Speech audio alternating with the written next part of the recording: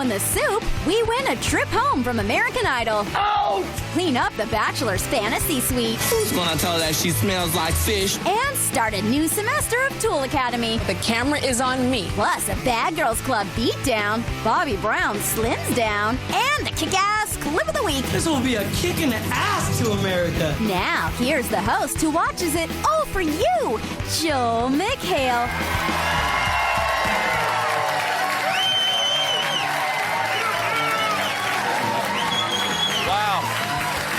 Welcome to the soup. By the time you watch this, you will already know the U.S. men's and women's curling teams have been knocked out of Olympic competition. Those poor, poor, cold white people. It was the end of Hollywood week on American Idol, and the contestants learned their fate at the hand of the judges, including composer and honorary fifth Beatle, Ellen DeGeneres. Kara consoled tragedy-stricken hopeful Angela Martin by kicking her off the show and out of her chair. Rejected contestant Jessica, on the other hand, wouldn't accept the judge's decision. Jessica, you didn't make it this time.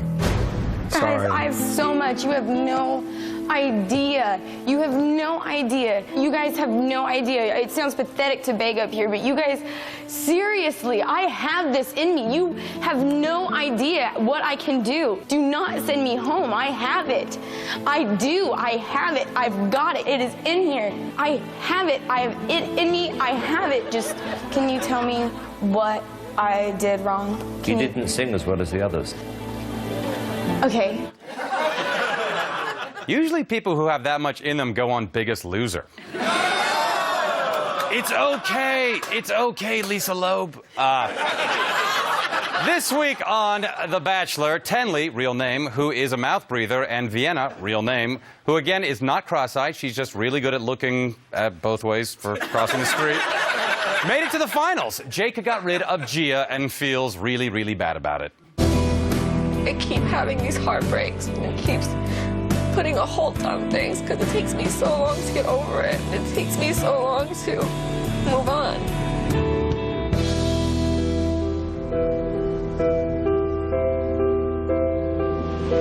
Oh, man, that's hard.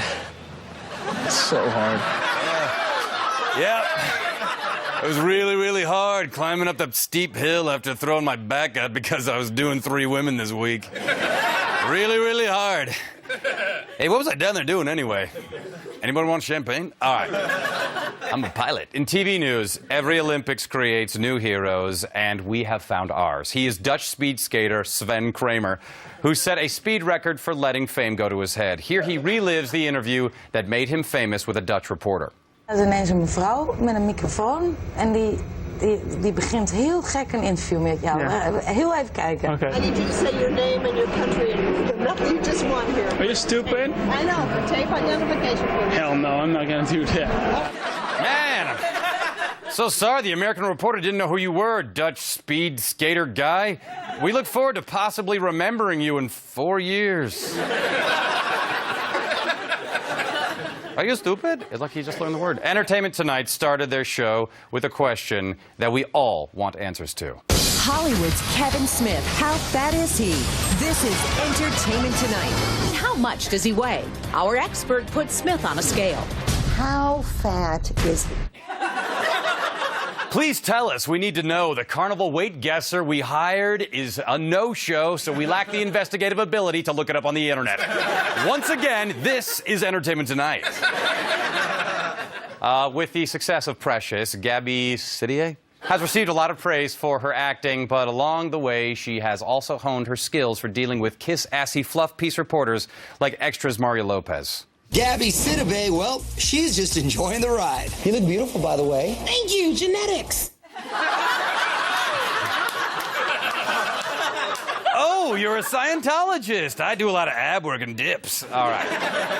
London clothing store Miss Selfridge will launch a line of clothing based on the TV show Gossip Girl. Inspired by the show's cast, the clothes will look about 30 years old. I'm looking forward to the Chuck Bass design that is unintentionally hilarious and never, ever comes out of your closet. Let's talk about chicks, man. Chicks, man. Spencer Pratt told People magazine that after 10 plastic surgeries, his favorite part of his wife's body is her hair, which is why he keeps it with him all the time. It's much softer than the horse's mane she had implanted on her scalp. Good news, people of Italian heritage who wish to retain a shred of dignity. Jersey Shore's JWoww stated in a TV interview that neither she nor Snooki are Italian. JWoww is Spanish and Irish, and Snooki is Chilean, while scientists continue to debate whether they are liquid, solid, or Kardashian. The misconception about their heritage comes from the two girls previously stating that, quote, they had some Italian in them. This statement is, of course, true. Tori Spelling is writing a children's book. It is titled Everyone Poops. So use this book to wipe your tiny little ass. Let's have some chat still.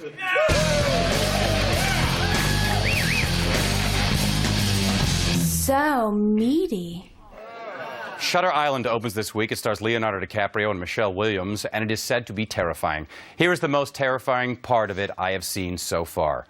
Go, Regis. How's Leo as a kisser? Does he kiss well? You look like you really want to know. Why don't you kiss him yourself? Invested in that. No, I'm just wondering because he is an attractive guy and. Take it easy now. Sometimes these good-looking guys don't know how to kiss a woman. Excuse me. Too much tongue and not enough teeth. Wait, that's my morning problem. Rudy Valentino, that man could kiss. Earlier in the week, Regis made a call. All right, we're going to go to our phone now and see if we get an answer. Hello? Hello, Nicole? No, who's calling? I'll tell you who let me call him Nicole. Rudy Valentino. We made a sex talkie. The Tyra show is sometimes vague about its focal point. Thankfully, someone is there to rein in the message. Before I ask this question, just know the camera is on me. The camera is not on you. Everybody look at that thing right there. You see that? Camera means it's on me, not on you. Clouds in the sky behind me. Woo! On me. She was doing that 8 hours after they stopped taping. They just sneak out. It's time for this week's Decision Do-Over moment. This week, Wendy Williams was interviewing Whoopi Goldberg and had to decide which question Whoopi was talking about. I feel bad right now because you didn't ask me what you ask other folks. Are you having sex? Care for a do-over, Wendy? Oh! How you doing? How you doing? Second time's a charm, Wendy. But don't waste time with do-overs. Do it right the first time. Bing. Stay tuned for reality show clip time with Tool Academy's tearful return, skeevy judges on Little Miss Perfect, and a Bad Girls Catfight, plus 16 and Pregnant, and the kick-ass clip of the week. Ain't that right, Granny? That's right. New on DVD and Blu-ray this week, The Informant, directed by Steven Soderbergh, starring Matt Damon and Joel McHale. Special features include director's commentary, a behind-the-scenes documentary, and 30 minutes of Joel jumping up and down saying, "I'm in a movie! I'm in a movie!" Welcome back!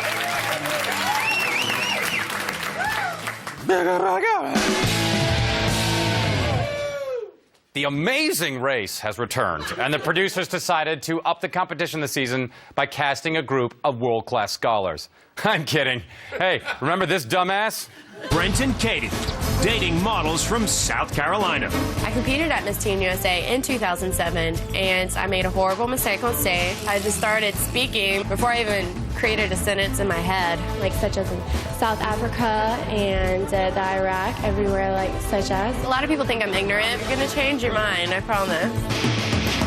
Yeah. You're gonna change everybody's mind, but more importantly, what the hell's going on with your boyfriend's hair and such as? She's dating Johnny Weir. Also competing is Jordan of Big Brother fame, who aced the first challenge of buying plane tickets to Santiago, Chile. You know, the Santiago, Chile that's in Chile. You want to follow everybody? Oh, there it is. Oh, here. Go. Hi. Flight two tickets to Chile. We need tickets to China. I need 2 tickets to China and hurry up. We are late for the Olympics. I can't. We were also introduced to a pair of undercover detectives who I guess are no longer undercover, having appeared on national television. Well thought out, guys. Here they are expressing their feelings for one another. Come on, baby. It's time to paint the town. Team Blue, baby. You take the paint, and I got the ladder. What do you say, baby? What do you want to do? I'll do it. Go, baby. Get it done. Make me proud. No fear, baby. No fear. You are the man, baby. Come on, cool, baby. Oh, baby. Oh, yeah, baby. Let's kick ass, Sugar Britches. You're the man, Blueberry Muffin. I love you, baby. They're Muppets. They're undercover Muppets. Peak Season Vancouver is a Hills ripoff that takes place in Whistler, BC, home of the 2010 Winter Olympics. What are the chances? The characters are just as vapid, but somehow, because they have Canadian accents, they're also kind of adorable. Here are Canadian Spencer and Canadian boy Charlie in a scene I call A Dipwad Runs Through It. Yeah, but that's it because that's our weak spot, right? You're like, oh, I'm done with this chick. And then you get the booty call at 2:30. Yeah. And then you're like, all right, you know what I mean? Yeah. Hammer down, and then the next morning you're like, oh, God. What did I do? I think I make the point pretty clear when I go to the bar and I have 10 chicks around me, and I'm also calling other girls while I'm in bed with you. That is insane, dude. That is insane, dude. Who are we kidding? We're just going to bet a pile of dead salmon again tonight, aren't we? Later, Canadian Audrina and Canadian Stacy, the bartender, discuss how difficult life can be in Whistler. I'm really disappointed, too, because, you know, when you were here, you were amazing. Yeah. And when you were on it, you were on it. You were 110%. Yeah. Like, I don't know what's going on in your life and this and that, but this town will chew you up and spit you out so fast, right? Damn you, upscale resort town! What is it about your siren song that lures me out on your vaguely impolite streets, eh? Thank you, I'm fascinating. On Celebrity Fit Club, the fatties were asked to burn one personal item that symbolized a part of their life they wanted to leave behind. This proved to be a challenge to Bobby Brown, who had to find one item that encompassed 1993 to the present. Out of all the things he could have brought with him, he just brought out some ugly pants. I bought these pants. These represent a lot of unhealthy living. Let me see him. Bobby's pants looked like you could snort them. They were so druggy. You know I had to be high to buy these. Dude, you have to be high to want to throw them out. K-Fed's like, hey, I'll take them. Brittany cut my clothing allowance.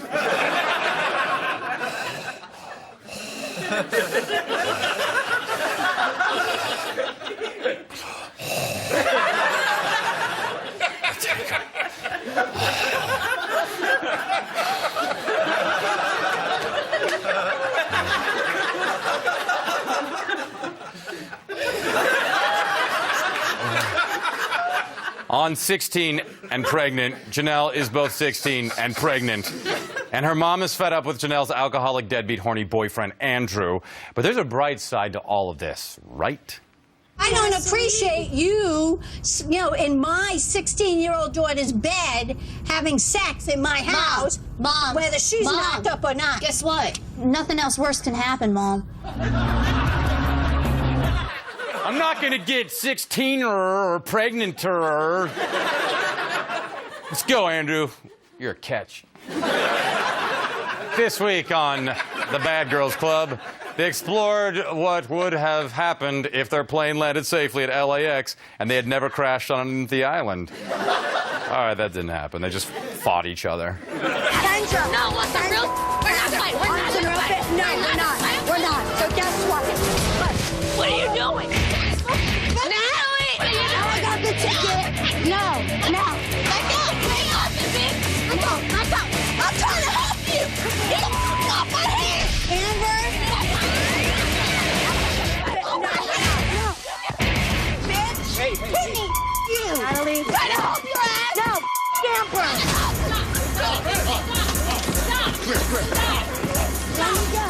What is going on? Everyone is covered in dirt. Ugh, disgusting. Imagine how the dirt feels to be covered in everyone. I thought all humans were supposed to be at the top of nature's food chain. That was until I saw this moment from Pit Boss, where apparently dogs are a little person's natural predator. Next time on Pit Boss. Hey, there's like a dog leashed to the front door. Bring it inside. What if it eats me? Then I guess someone inherits your tricycle. See? I wasn't mean. That is true. Judging children's beauty pageants is not as easy as it looks. It takes a discerning eye, a notable lack of talent, and an innate ability to dodge Amber Alerts. Little Miss Perfect gave us a glimpse of exactly what kind of pressure these judges go through.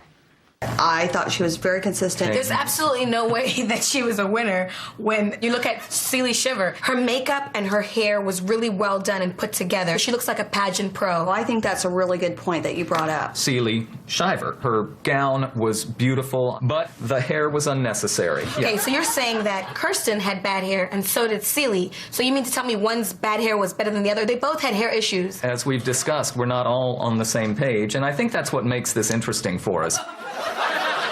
And what makes it interesting for us is you look like a fire hydrant in a Halloween wig. You seem to have given up on life way too early. And you reminded me that I haven't checked my neighborhood on meganslaws.com in far too long. And you're a failed magician. Being a hairstylist on the show Sheer Genius is exhausting. In addition to the cutting, you have to lather, rinse, and repeat. I'll let this guy describe how tiring it is. How are you feeling? Like Well, then it makes it even more of a challenge. What are you guys doing over here? So, I don't know if you know how I've been getting, but I've been going down like a whore at the Vatican.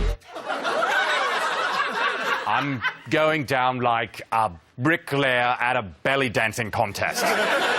You could knock me over with a bag of grass clippings. I'll tell you how tired I am. I'm not even talking. I'm not even British. And now, gay shows.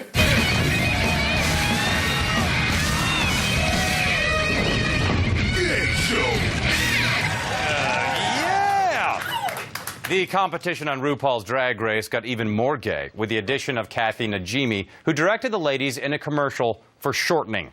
At least it's intended to be used as shortening. Yeah. That was a good one. Anyway, Ellie Mae did great after Kathy gave her some notes.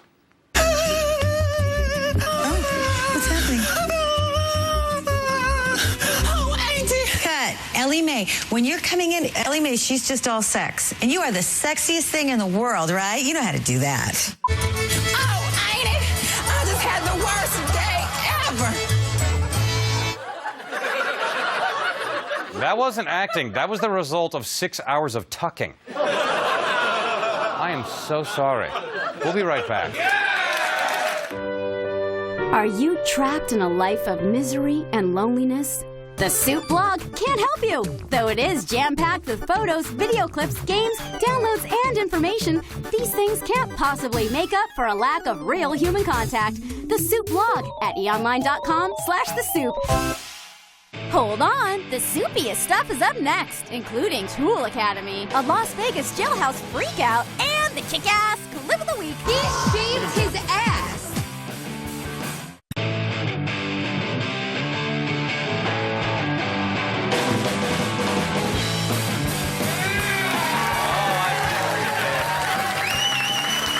Welcome back. The show Las Vegas Jailhouse promised to take me behind the scenes of a Las Vegas jail, but instead, I got this chick doing her one-woman show of Silence of the Lambs. Let me tell you something about Las Vegas. I will never come to jail in Vegas again. Lord have mercy on my soul. This is just too damn much for me. Take me to L.A. I'd rather go to jail in L.A. than in Las Vegas, because this is some right here. This some they got my ass strapped down like I'm psychotic and crazy. And I know damn well I ain't crazy. I just need a damn drink. She is going to give that place a terrible review on Priceline.com. That tracking shot reminded me of Goodfellas. Let's take some E.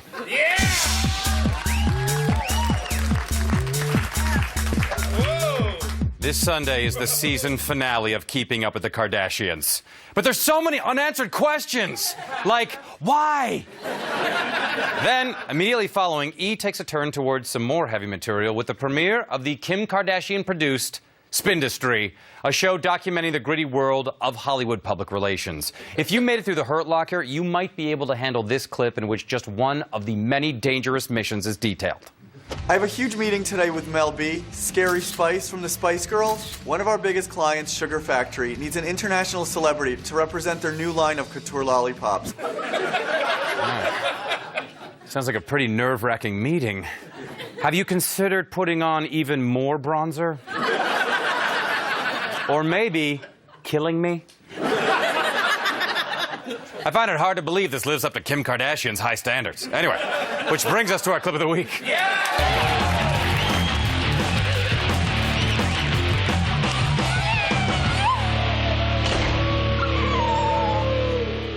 In 1920, after a long and arduous battle lasting over 50 years, women finally achieved the right to vote.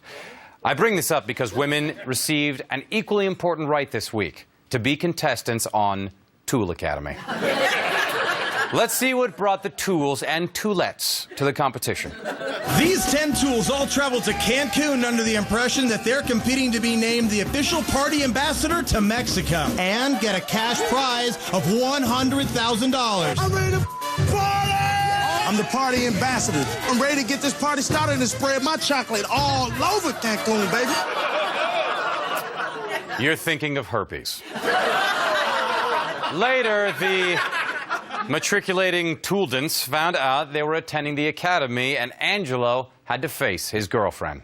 You know, there's been times where he's came home with glitter on his face. And where did that glitter come from? Monday, I go to the strip club. You know what I'm saying? I'll the stripper that night. Maybe I'll the next day. Maybe I'll her friend, too, that gave me in the back the lamp dance. Are you kidding me? Like, is that what you do when you go out and come home with glitter on your face, smelling like another girl, and you them? Is that what you were doing? Yeah. Yes? Yeah.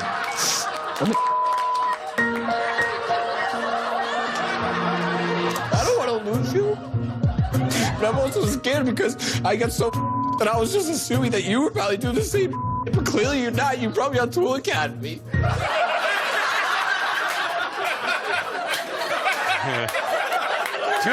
Tool Academy was his fallback school. His first choice was the Massachusetts Institute of Being a Pussy.